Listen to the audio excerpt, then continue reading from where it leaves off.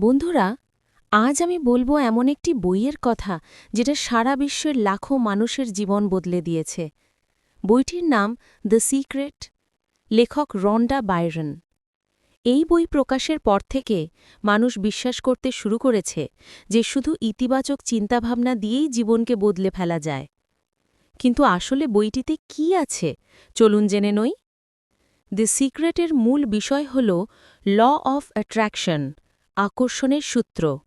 বইটি বলে, তুমি যা ভাবো, তোমার মন যা বিশ্বাস করে, সেটাই তুমি জীবনে টেনে আনো। যদি তুমি সব সময় নেতিবাচকভাবে ভাবো, আমি পারব না, আমার ভাগ্য খারাপ, তাহলে জীবনে সেই একই জিনিস ঘটতে থাকবে।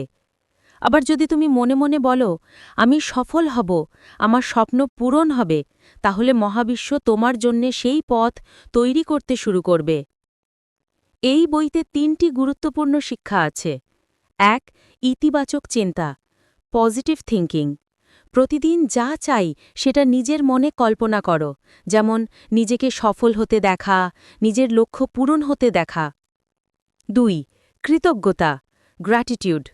তুমি যা পেয়েছ তার জন্য কৃতজ্ঞ থাকো, ছোট হোক বা বড়।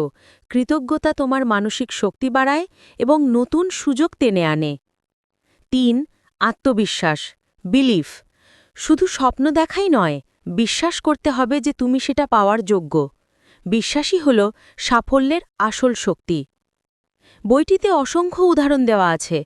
কেউ কঠিন পরিস্থিতি থেকে বেরিয়েছে, কেউ বড় সাফল্য পেয়েছে, শুধু তাদের চিন্তা আর বিশ্বাস বদলে দিয়ে।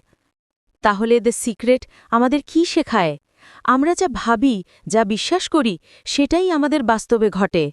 যদি তুমি জীবনে সাফল্য চাও, সুখ চাও, তাহলে আজ থেকেই ইতিবাচকভাবে চিন্তা শুরু করো, কৃতজ্ঞ হও আর নিজের স্বপ্নকে বিশ্বাস করো।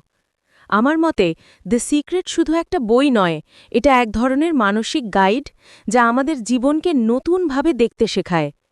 তুমি যদি এখনও বইটা না পড়ে থাকো, তবে একবার অবশ্যই পড়ো। হয়তো এই বইই হবে তোমার জীবনের টার্নিং পয়েন্ট।